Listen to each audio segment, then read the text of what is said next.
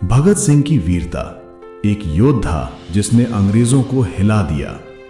कल्पना कीजिए, लाहौर की सर्द रात 23 मार्च 1931।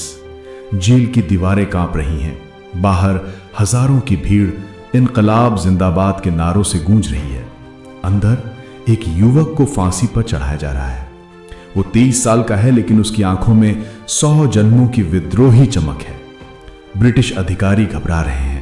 वे जानते हैं कि यह फांसी न केवल एक शरीर को समाप्त करेगी, बल्कि एक विचार को अमर बना देगी। वो युवक मुस्कुराता है।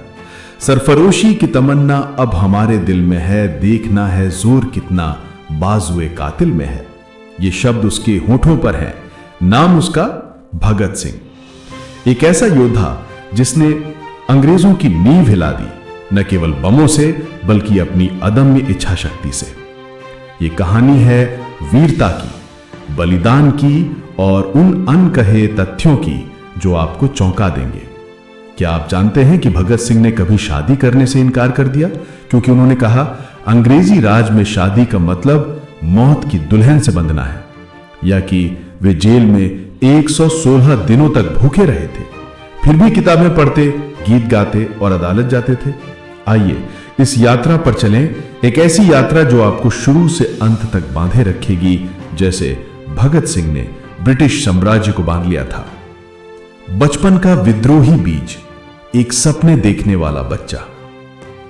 भगत सिंह का जन्म 27 सितंबर 1907 को पंजाब के लायलपुर जिले के बंगा गांव में हुआ था। कुछ स्रोत 28 सितंबर कहते हैं, लेकिन ज्यादातर इतिहासकार 27 को मानते हैं।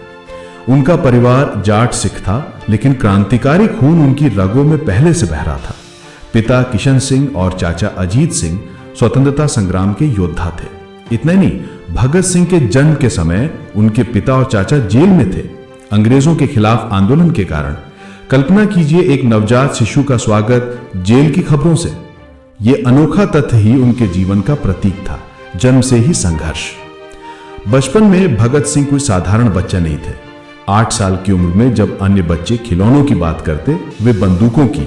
वे कहते, मैं खेतों में बंदूकें उगाऊंगा जिनसे अंग्रेजों को भगाऊंगा। एक बार वे पड़ोसी किसानों के लिए तोहफे खरीद लाए, गरीब किराएदारों के लिए। यह दया का बीज था जो बाद में समाजवादी विचारों में फला फूला। लेकिन असली मोड़ आया 1919 में, जब जलियांवाला बाग हत्याकांड हुआ। मात्र 12 साल के भगत सिंह ने स्कूल बंक किया और अमृतसर पहुंच गए।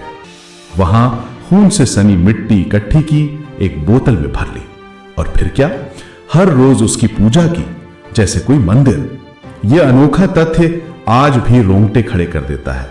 वे कहते, यह मिट्टी मेरे पूर्वजों की है, इसे मैं कभी भूलूंगा नहीं। यह वीरता का पहला बीज था, न कि हथियारों में बल्कि यादों में।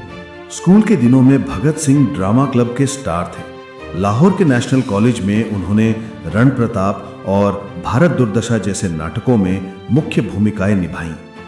लेकिन यह सिर्फ अभिनय नहीं था, यह क्रांति का रिहर्सल था। वे उर्दू और पंजाबी अखबारों के लिए लिखते, छद्म नामों से, जैसे बलवंत, रंजीत या विद्रोही। एक अनोखी बात, वे लेनिन और बाकुनिन की किताबें पढ़ते, लेकिन चार्ल्स डिकिंस के उपन्यास भी। जेल नोटबुक में उनके नोट्स लेनिन, ट्रॉट्स्की के उद्धरण आज भी प्रेरणा देते हैं। बचपन से ही वे नास्तिक थे। गांधी जी के असहयोग आंदोलन में शामिल हुए, लेकिन चौरी चौरा के बाद जब आंदोलन बंद हुआ तो वे निराश। अहिंसा अच्छी है, लेकिन गुलामी के खिलाफ कितनी कारगर, यह सवाल उनके मन में घर कर गया। 1923 में नेशनल कॉलेज ज्वाइन किया, जहां लाला लाजपत राय ने उन्हें प्रेरित किया। यहां से क्रांतिकारी यात्रा शुरू हुई। क्रांतिकारी जागरण, हिंदुस्तान सोशलिस्ट रिपब्लिकन एसोसिएशन का जन्म। 1926 में मात्र 19 साल की उम्र में भगत सिंह ने नौजवान भारत सभा की स्थापना की। इसका मकसद युवाओं को संगठित करना, ब्रिटिश राज को उखाड़ फेंकना। यह कोई साधारण संगठन नहीं था। इसमें ड्रामा, जादू की लालटेन शो से क्रांतिकारियों की कहानियां सुनाई जाती, राम प्रसाद बिस्मिल, अशफाकुल्ला खां की। लेकिन असली मोड़ 1928 में आया, जब हिंदुस्तान रिपब्लिकन एसोसिएशन यानी HRA को उन्होंने Hindustan socialist Republican association HSRA नाम दिया। क्यों? क्योंकि वे मार्क्सवादी थे। क्रांति सिर्फ राजनीतिक नहीं, सामाजिक होनी चाहिए, बिना पूंजीवाद के, बिना धर्म के भेदभाव के। अनोखा तथ्य, वे वसुधैव कुटुंबकम को एनार्किज्म से जोड़ते थे, प्राचीन भारतीय विचार को रूसी क्रांति से। लाहौर बमकांड 1926 में संदिग्ध होने पर उन्हें गिरफ्तार किया गया, लेकिन 60,000 रुपए की जमानत पर रिहा। यह घटना ने उन्हें और मजबूत बनाया। वे कृति किसान पार्टी के जर्नल कृति के लिए लिखते, एनार्किज्म पर लेख, जो बाद में क्रांति का आधार बने। लेकिन अब समय था कार्रवाई का। लाला लाजपत राय की मौत साइमन कमीशन के खिलाफ प्रदर्शन में लाठीचार्ज से ने आग लगा दी। एसएसपी जेम्स स्कॉट को सबक सिखाने का प्लान, लेकिन गलती हो गई। 17 दिसंबर 1928 को लाहौर में भगत सिंह और शिवराम राजगुरु ने सहायक पुलिस अधिकारी जॉन सॉन्डर्स को मार डाला। सॉन्डर्स मोटरसाइकिल पर निकल रहा था। राजगुरु ने पहला गोली चलाई, भगत सिंह ने पास से कई।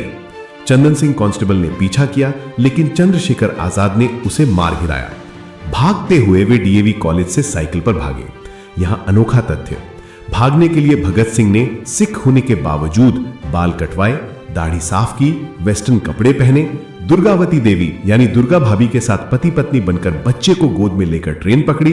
राजगुरु नौकर बने। लखनऊ हावड़ा होते हुए कानपुर पहुंचे, पोस्टर चिपकाए, लाला लाजपत राय का बदला लिया। गांधी जी ने निंदा की, लेकिन नेहरू ने कहा यह राष्ट्र का सम्मान बचाने जैसा है। यह घटना ने भगत सिंह को लोकनायक बना दिया, लेकिन वे रुके नहीं। अगला कदम दिल्ली की सेंट्रल लेजिस्लेटिव असेंबली में बम। असेंबली बम कांड, इनकलाब जिंदाबाद का उद्घोष। 8 अप्रैल 1929 दिल्ली, पब्लिक सेफ्टी बिल और ट्रेड डिस्प्यूट एक्ट के खिलाफ विरोध। भगत सिंह और बटुकेश्वर दत्त ने गैलरी से 2 कम तीव्रता वाले बम फेंके खाली बेंचों पर। बमों में नट बोल्ट भरे थे, लेकिन घातक नहीं। धुएं में उन्होंने चिल्लाया, इनकलाब जिंदाबाद, सम्राट के साम्राज्य का अंत हो। पर्ची बरसाए, व्यक्ति को मारना आसान है, विचारों को नहीं। गिरफ्तारी ली जानबूझकर, ट्रायल को मंच बनाने के लिए। यह फ्रेंच एनार्किस्ट ऑगस्ट वैलेंट की नकल थी। अनोखा तथ्य, बम इतनी कमजोर थी कि कोई नहीं मरा, सिर्फ धुआं और शोर। लेकिन अंग्रेज हिल गए। ट्रायल में भगत सिंह ने कहा, हम हिंसा के हामी नहीं, लेकिन न्याय के लिए जरूरी। 12 जून 1929 को उम्र कैद, लेकिन सॉन्डर्स हत्या से जुड़ गया case, Lahore conspiracy case. Jail में भगत सिंह ने भूख हड़ताल शुरू की, राजनीतिक कैदियों के अधिकारों के लिए। 116 दिन। जतींद्रनाथ दास की मौत 63वें दिन ने आंदोलन को बल दिया। नेहरू जेल गए, जिन्ना ने असेंबली में समर्थन किया। अनोखा तथ्य, भूखे रहते हुए वे गाते, पढ़ते, लिखते। अदालत जाते लाल साफा बांधे।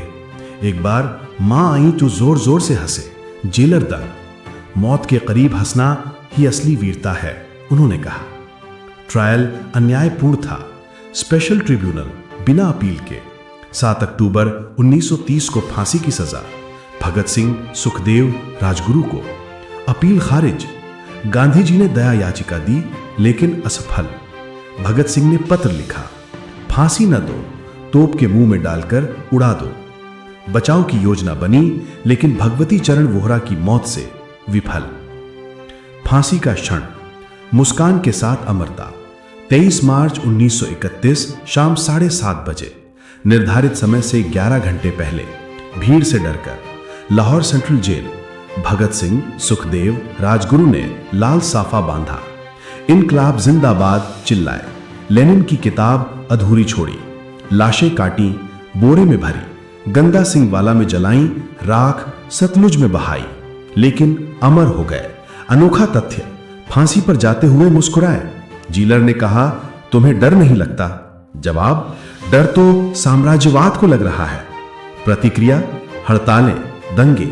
कराची कांग्रेस में गांधी जी ने कहा, वे बहादुर थे, लेकिन हिंसा गलत। दुनिया भर में विरोध, लंदन में न्यूड प्रोटेस्ट तक। विरासत, एक विचार जो आज भी जीवित है। भगत सिंह की मौत ने युवाओं को जगाया। इनकलाब जिंदाबाद आज का नारा।